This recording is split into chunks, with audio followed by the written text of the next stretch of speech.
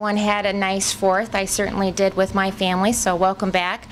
Governor Branstad is not here this morning. He left Saturday for a trade mission to Europe.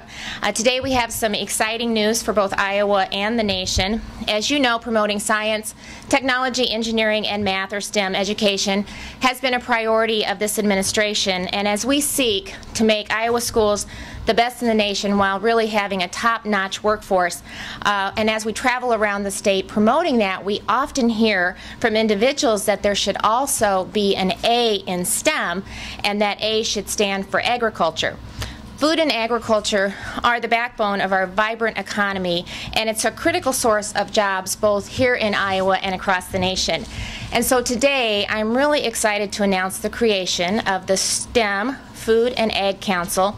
It's an initiative that's created to drive education, innovation, and workforce development specifically in these critical industries. While we know that rich soil and favorable climate and a world-class infrastructure are certainly drivers of productivity in the food and agriculture industries, there's really little doubt that our people and their world-class education are the most important element that is driving Iowa's and our international competitiveness. We must educate and inspire and equip our young people to be innovators to ensure that we have continued prosperity. As the Lieutenant Governor, I have had the privilege of co-chairing the Governor's STEM Advisory Council, and Iowa STEM has taken the charge of integrating sustainable and high-quality impact programs and opportunities into our students' lives. We're really proud of the progress, but without a doubt we're going to continue to inspire and challenge our young people to be involved in STEM education and STEM careers. And so one organization that we've become very close to here in Iowa, it's called the Iowa STEMConnector. It's a national organization that really is a one-stop shop for STEM education. It's focused on increasing communication and collaboration in STEM education outreach. STEMConnector recently named in their publication 100 top CEOs in STEM.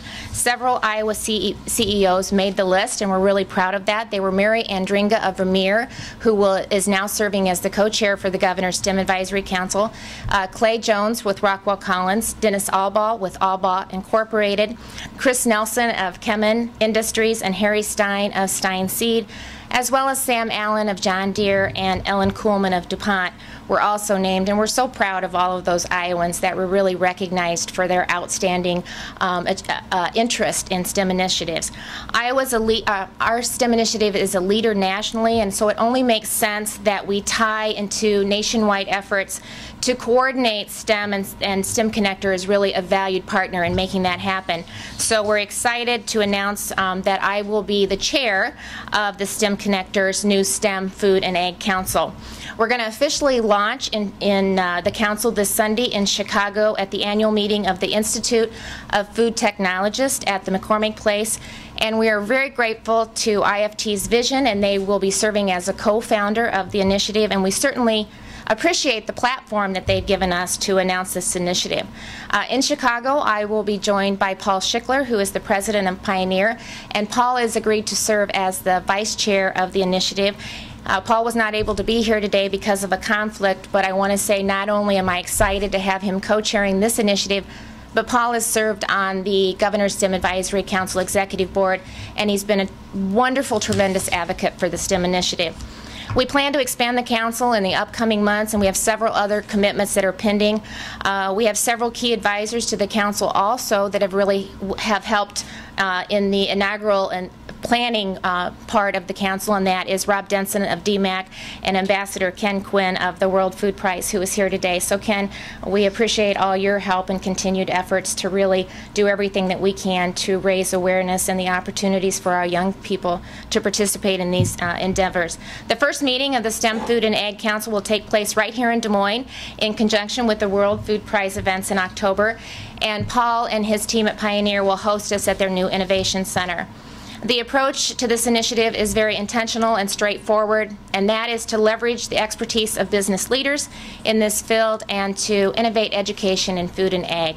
We want to, again, inspire and prepare our nation's students for the future.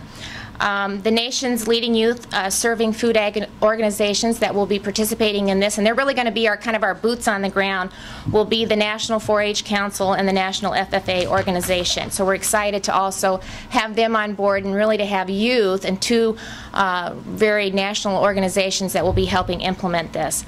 With a highly educated food and ag workforce, much like the desired STEM initiative workforce of the future, our nation will be poised to take on any food and ag challenges that are set upon us. The vision is ambitious, but it requires great ambition. So thank you for joining us today and giving us the opportunity to kick off the food ag initiative. And I would open it up to questions. On the Food Ag Council, how much money is being set aside to make this program go forward? Is it going to be similar to what you're doing with the regular Ag Council, where you have different satellite sites? Well, that's kind of what we are doing. This is a national initiative as well as a global initiative, and so we will be, or the council, basically STEMConnector, will be approaching different members, and through a contribution, that's how we'll fund the initiative. So there'll be no state money that will be appropriated for the initiative, but through membership organizations, they will help fund it. They currently have a STEM innovation initiative, so it will be operated very similar to how that one has been put together and operated. Do you have a budget then for it? No, not yet. First of all, we're laying the infrastructure. We anticipate having 40 members. I'll chair. Paul will be the vice chair. We'll have two co-founders. IFT is one. IFIC will also play a role in the initiative, as well as several other companies. And we have some pretty significant companies that are participating in this initiative, and we'll be happy to get you a list of those. I didn't want to go through all of them in the conference, but we have some great partners that are participating in the initiative, and we'll be happy to get those to you. So what's the goal? I mean, do you want X number of students in these areas by 2020? Well, really, and we'll put those measurables in place, and that's what you do is you get expertise, a wide range of expertise.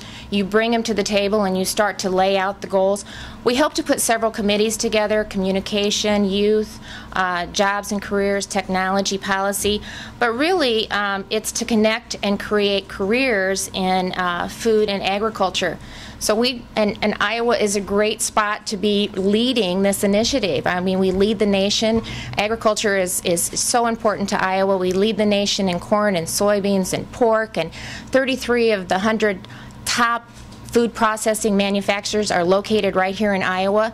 So we want to make sure that our young people understand the great careers that are going to be available here in Iowa, so that we can not only get them started early enough so that they're prepared for those jobs of the future, but also so we can keep them right here in Iowa. And that's the #1 priority certainly of our administration and of mine, is to not only make sure that we have kids prepared and ready to meet the careers of the future, but that we don't export them out of Iowa. We keep them right here in Iowa.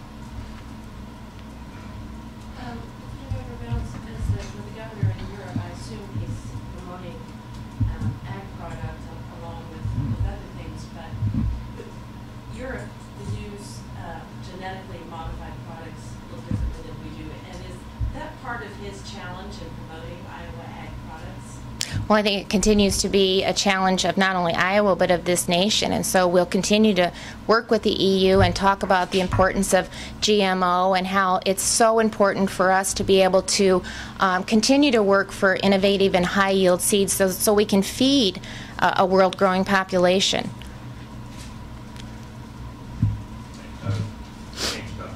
Okay. Quite a bit. It came out last week that you and the governor were almost stopped for speeding back in April. Since then, the governor has gone on record that he doesn't want to be a backseat driver and that he trusts those decisions from the troopers. What he hasn't said is whether or not there's some sort of policy, or whether or not this administration has an opinion on whether or not you guys ought to be exceeding the speed limit as you go from point A to point B. Is there a policy on that type of thing? Should there be? What are your thoughts about how how you ought to be transported. Yeah. Well, first of all, I want to start by just commending the troopers and our public safety officials in the tremendous job that they do day in and day out, not only to make sure that they protect the public, but also in protecting the governor and myself. They transport us all across this state. We go to all 99 counties every year, so they do a phenomenal job of not only ensuring our safety, but the safety of the public. The policy is law. And so we want to do everything that we can to implement the law. And we're working very hard as we schedule. We're very busy. We're on the road a lot, and I think that's one of the really assets of this administration is being accessible and out in this state and meeting with people and listening to their concerns. And so we work hard. And we have an ambitious schedule, but we need to also make sure that when we're putting that schedule together, that we're allowing enough time, you know, to travel between events. And even as hard and with the great job that our scheduler does, it's sometimes hard to leave these events and you run behind. And so, you know, 84 miles an hour, you know, that's high. That's a high speed, and we want to make sure that we make every effort to stay within the confines of the law and not speed. And so we're going to continue to look at the schedule. It's being reviewed by the Department of Public Safety, and we're going to make every, you know, attempt possible to make sure that we stay within the confines of the law. Lieutenant Governor, you said the policy is the law. 84 miles per hour is not the law. Right. So what does that mean? Well, that means that we're going to continue to review it. We're going to continue to look at the schedule and make every effort that we can to make sure that we're allowing enough time between events, and it's being reviewed by the Department of Public Safety, and we'll wait to see what their recommendations are. Are you saying that's been the promise for speeding in the past, is schedule issues? No. I'm just saying that we're going to continue to look at the schedule. We're going to do our due diligence to make sure that we're not being placed in the situation where this would happen. And so we want to do everything that we can to make sure that we not only protect the safety of the governor and myself, but the public. And I believe that's what our law enforcement officials are doing. They're trained professionals. They do a phenomenal job. They place their life on the line every day to protect all of us. And so I have great confidence in their ability to do that. What appointment warrant of speed event? Was there a meeting in Des Moines to which you were? I'm not even sure. I'm not sure what we were coming back for. I think it was, I'm not sure. I don't want to speculate. Okay. I know that you're confident in the insurance ability to keep you safe. Mm-hmm. When the governor and lieutenant governor are traveling together in a speeding vehicle, it raises a question about the old tradition of having the governor and lieutenant governor travel separately because of the chain of succession. Yeah. Is that? I know that you and the governor travel together a lot. Well, we do a lot. We travel separately a lot also. We're very frugal administration. You know, like I said, they transport us all over the state of Iowa. They're very conscientious of the laws. They're great public officials. They're professionals. They do a great job of protecting both the governor and I, as well as the public. And so I feel very confident in their ability to do that. Did you know?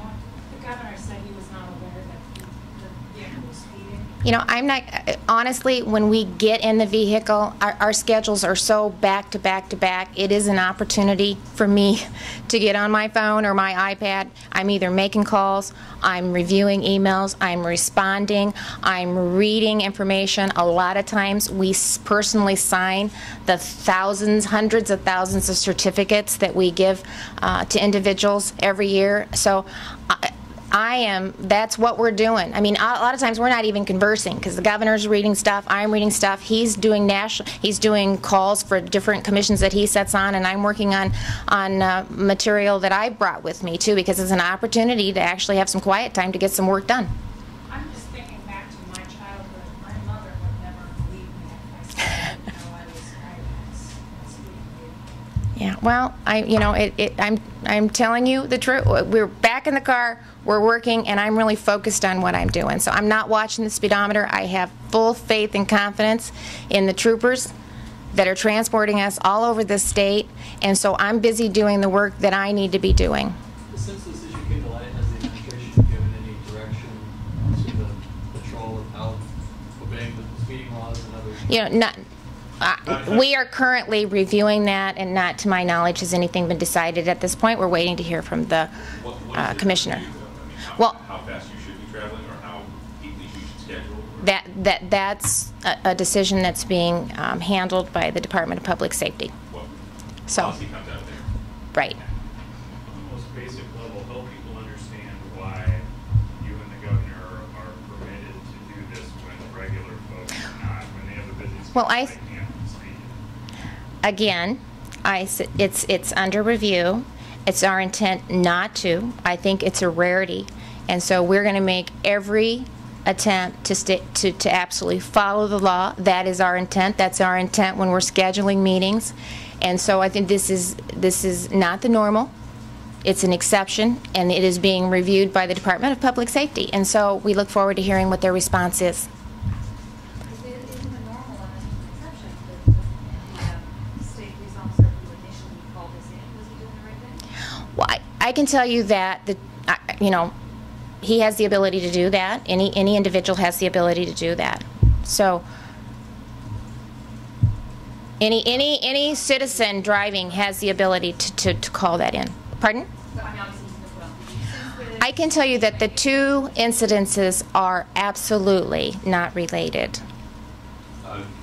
As far as every citizen having the ability to call it in, it's my understanding that the governor used to travel with license plates that had some sort of official Car 1 status to it, but that's stopped now.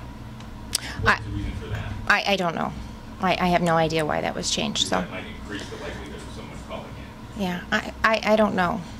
You know, I don't know if I don't know. So I don't want to speculate on that. All right, thanks everybody. Okay.